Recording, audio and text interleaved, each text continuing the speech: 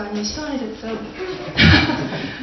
에어컨이 없지만 더운 것을 잠시 잊으시고 제가 지금 굉장히 긴장이 많이 되는데 여러분이 호응을 많이 해주시고 또 잘 들어주신다면 저한테 큰 힘이 될 것 같아요.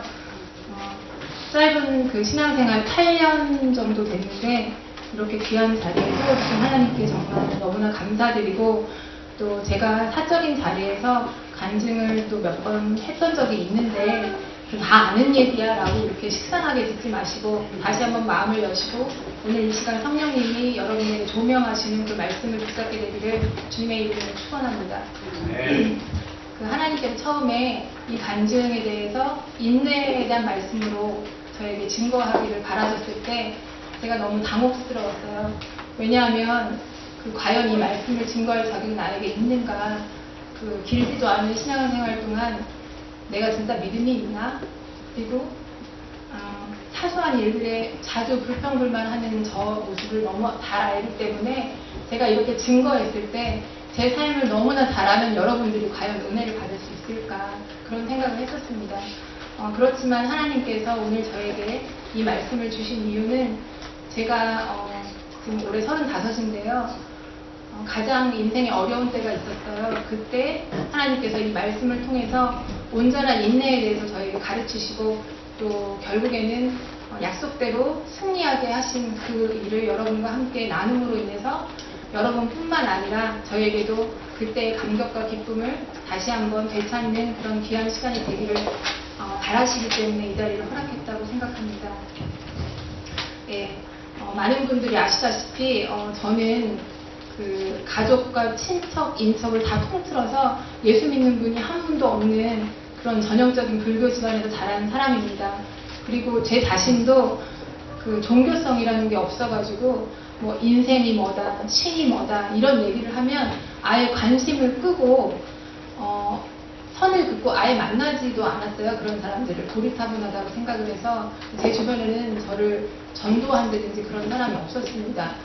그런데 저희 남편과 우연한 기회로 컴퓨터 채팅을 통해서 관계로 남편과 만나게 됐고 또 김승호 집사가 지금은 굉장히 외모가 반듯하고 모범생 같잖아요.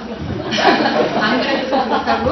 네. 그런데 그때는 뭐 장호연 집사님 너무 잘하시겠지만 정말 가르마가 여기 있는데 이렇게 바람머리를 해서 여기까지 내린 앞머리를 입에 물 정도에다가 꼬랑지 염색을 하고 뭐 그런 식으로 다녔어요. 제가 날라리 같은 외모에 정말 좀 신기하게 생겼네 라고 했었는데 교회를 다닌다는 거예요.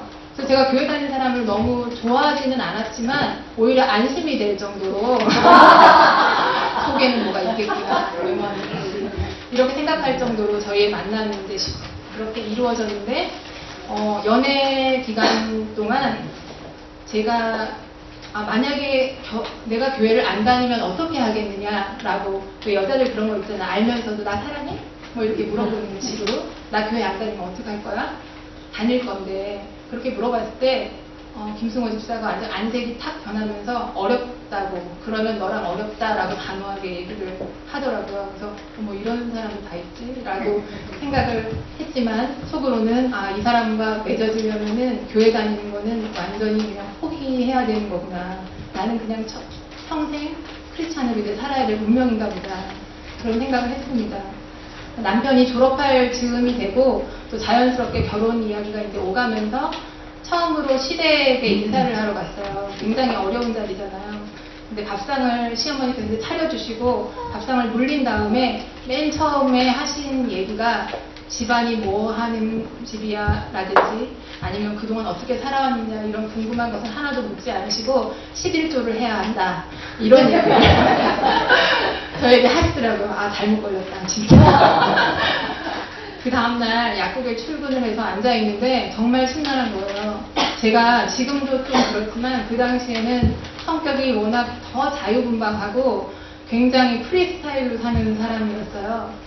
그런데 이제 주변 친구들이나 제 자신조차도 크리스찬으로 사는 것도 힘든데 더군다나 밥상 물리고 처음 11조 얘기하시는 그런 시어머님과 너랑 주일 성수 실조 안 하면 결혼은 힘들다라고 말하는 남편과 어떻게 살 수 있을까 자신이 없어지는 거예요. 그렇지만 어떻게 하겠어요. 정이 들었는데. 그래서 지금 돌이켜보면 제 그런 자유분방한 성격에도 불구하고 그나마 이렇게 신앙생활을 또 이렇게 어떤 올바른 틀 안에서 할 수 있는 것은 그런 타협 없는 분위기 속에서 시작을 했기 때문에 그렇다라고 생각을 해서 저희 시댁과 남편에게 너무 지금 감사하고 있습니다. 네, 어쨌든 사랑하는 사람을 위해서, 가정의 평화를 위해서 그 시작하기로 했던 신앙생활은 남편이 이제 박사를 졸업하고 토닥을 미국에 있는 LA로 가면서 시작되었습니다. 그래서 얼굴도 모르시는 분이 저희의 이제 공항 픽업부터 도우미 역할을 자청하고 도와주시는 바람에 이제 그분이 다니시는 교회를 다니게 되었습니다.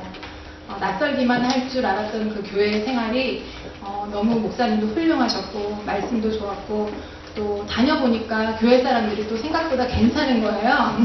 저는 다 좀 이런 분들만 다니시는 줄 그렇게 착각을 했어요. 그때는.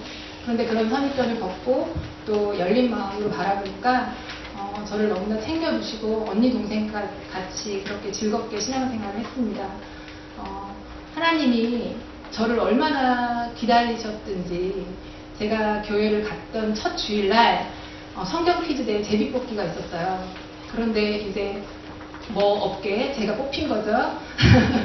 그래서 그 첫 주일부터 성경 공부를 열심히 해서 성경 퀴즈 대회로 나갔었고 또 우연한 기회에 주변 분들이 너무 득달같이 권유를 하는 바람에 원치 않는 1:1 양육도 받게 되고 그런 식으로 저희 신앙생활이 시작되었습니다. 그렇지만 그때는 이제 남편의 어떤 보이지 않는 강요 때문에 갔기 때문에 제 안에 어떤 구원의 확신이라든지 또 하나님을 만나야겠다는 어떤 사모함 같은 건 전혀 없었어요. 속으로는 그냥 예배는 주일 예배까지 목장 모임 정도는 나가줘야겠지만 수요 예배라든지 사역을 한다든지 그런 것을 다 선을 긋고 절대 하지 말아야지. 발을 좀만 디뎠다가 잘못되면 큰일 나는 거다. 내 인생은 잘못되는 거다라고 생각하고 나름대로 머릿속으로 계산을 하면서 신앙생활을 했습니다. 포닥 기간이 끝나고 1년 반의 시간이 흘렀는데요. 그러고 나서 한국으로 돌아와서 이제 저는 이제 미국에서 태어났던 예준이를 키우고 또 그 신랑은 또 회사 생활에 적응을 하면서 바쁘게 지내고 주일날 교회를 성실하게는 갔지만 어떤 마음은 여전히 똑같은 거예요. 그냥 답보 상태로 그냥 행위만 있지 마음은 전혀 없는.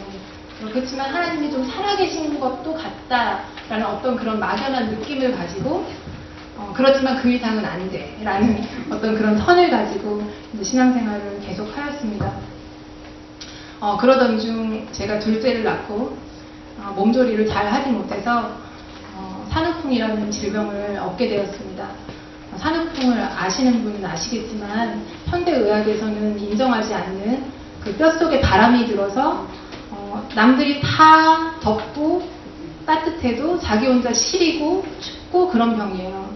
그래서 아기 낳고 얼마 되지 않았을 때 제 딴에는 조리를 잘 해보겠다고 산후조리원에 들어갔는데 거기에 이제 황토 가마 찜질방이 있는 거예요.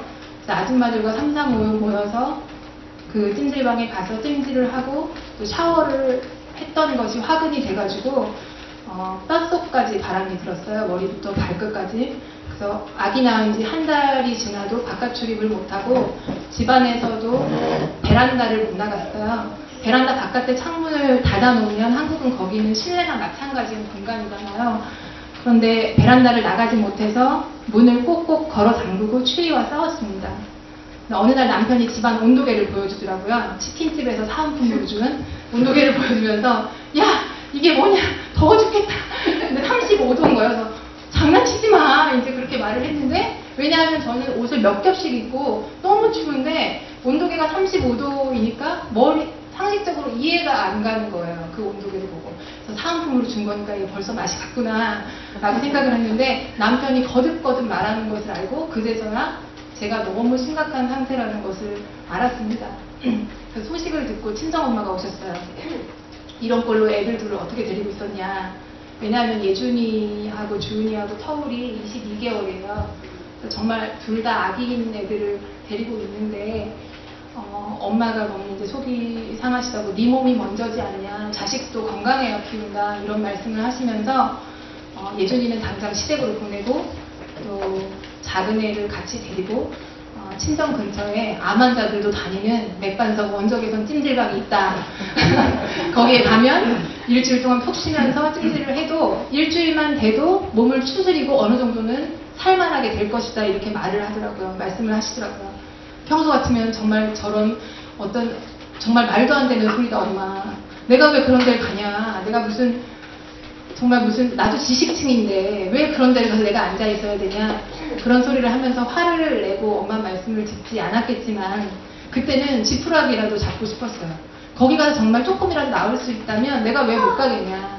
그리고 또 한 가지 든 생각은 저희 엄마 또한 아이를 낳고 또 예전에 연세 드신 분들이 그랬듯이 조리를 잘 하지 못해서 지금도 여름이라도 맨바닥에서는 잠을 잘 못 주무세요. 어떤 날 흐린 날은 여름이라도 전기장판 같은 거, 옥매트 같은 걸 틀고 주무시는데 제가 그걸 너무 이상하고 좀 이해를 못했어요. 더워 죽겠는데 선풍기 틀고 싶은데 틀지 말라 그러고, 그것에 대한 어떤 심정이 이해가 되면서 제가 엄마한테 굉장히 사죄하는 마음이 들었어요. 같은 입장이 되고 보니까. 그래서 사죄하는 마음으로 엄마한테 이제 질질 끌려서 작은 애와 함께 아빠 차를 타고 이제 집을 나섰습니다. 그래서 아이를 낳고 처음으로 바깥 출입이었는데 그때가 6월 달이었어요. 현충일 날 제가 집을 나왔거든요.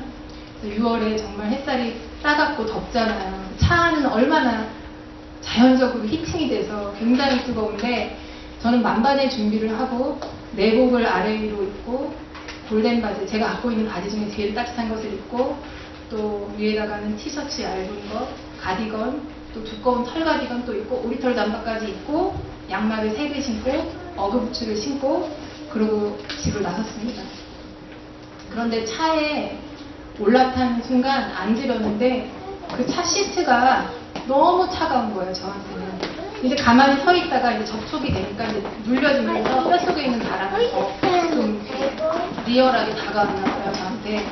그래서 제가 막 에어컨은 절대 안 되고 창문도 열지 말고 제발 부탁이라고 가족들한테 애원을 하니까 더위를 유난히 타시는 아버지는 너무 화를 막 내지도 못하고 딸이 아프니까 그런 채로 창문을 다 잠그고 차를 출발을 하는데, 출발하고 좀 지나니까 이제 벌써 식은땀이 나기 시작하는 거예요. 그리고 머리가 시렵기 시작하는데 모자를 안 가져온 것을 그때서야 깨달았어요. 그런데 바닥에 보니까 검정 비닐봉지가 하나 굴러다니더라고요. 그래서 그거를 옆으로 이렇게 찢어가지고 머리에 쓰고 그런 모습으로 침정으로 내려왔습니다. 집안에서 혼자 투병할 때는 몰랐는데 그런 모습으로 바깥에 나오니까 제 자신이 너무 창피하고, 아시다시피 또 제가 패션에 민감하잖아요. 나름 또 외모에 신경을 쓰는 사람이